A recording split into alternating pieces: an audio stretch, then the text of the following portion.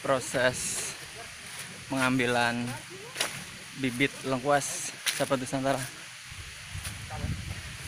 Lumayan jauh. Sahabat Nusantara, ini contoh perkebunan lengkuas yang usianya sudah 6 bulan ya. 6 bulan, sedangkan ini di sebelahnya. Ini contoh tanaman lengkuas yang usianya sudah kurang lebih sekitar 10 bulan ya.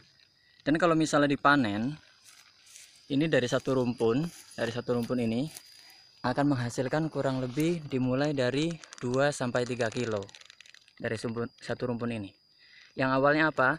Yang awalnya berasal dari menanam satu tunas lengkuas seperti ini, hanya satu.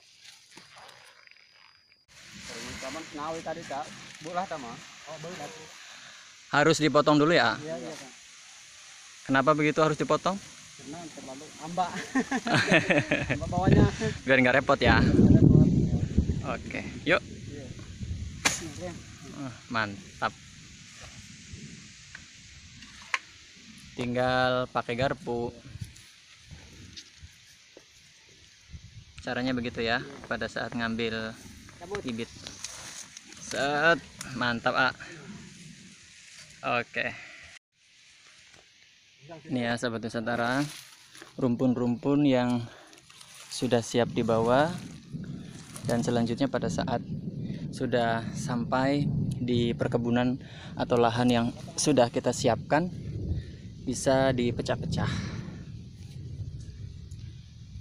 untuk dijadikan bibit.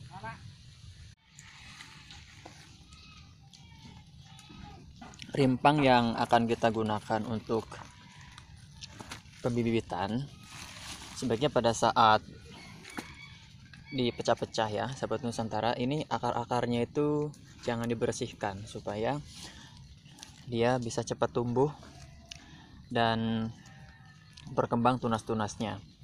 Akan tetapi untuk rimpang lengkuas yang akan dijual itu harus benar-benar bersih, baik dari akar-akar, tanah, dan juga bagian batangnya, supaya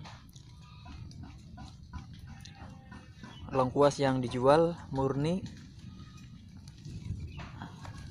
bersih, dan punya kualitas luar biasa. Bawahnya jauh sekali nih sahabat Nusantara. Semangat, berat coy.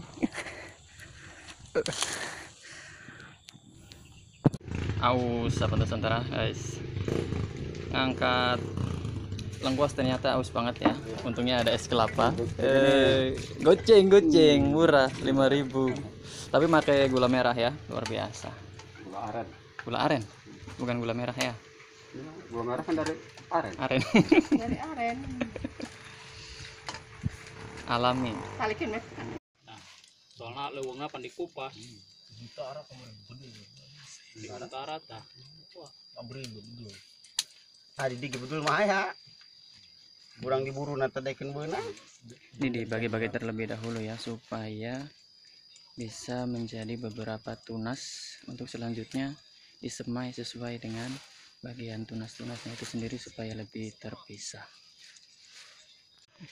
Jadi bisa terlihat ya sahabat Nusantara, dari satu rumpun ini petani bisa menghasilkan kurang lebih, ini untuk rumpun yang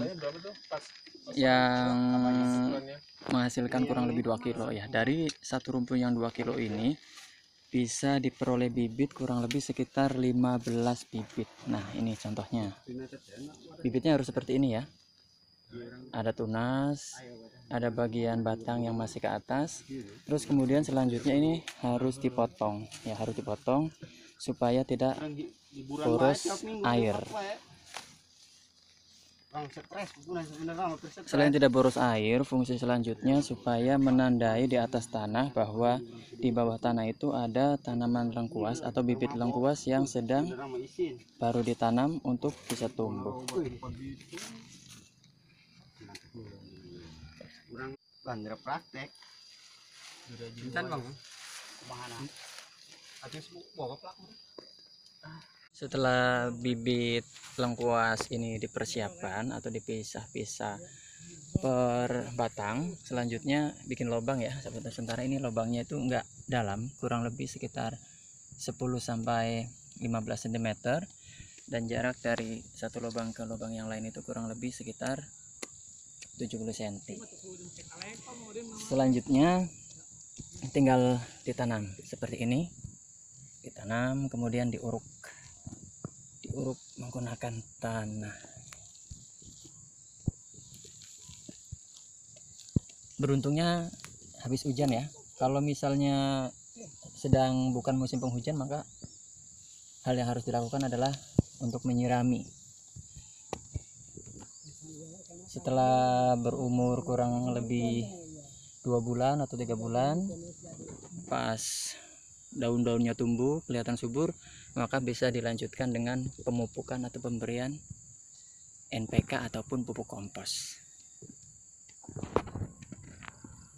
Ini posisi yang baru saja ditanam ya, jarak dari satu batang bibit lengkuas dengan yang lainnya itu kurang lebih sekitar 70 cm. Semoga tumbuh menjadi lengkuas yang luar biasa dan menghasilkan dari satu bibit bisa lebih dari 6-7 kg per batangnya setelah berusia lebih dari 10 bulan. Amin ya Allah. Arbani.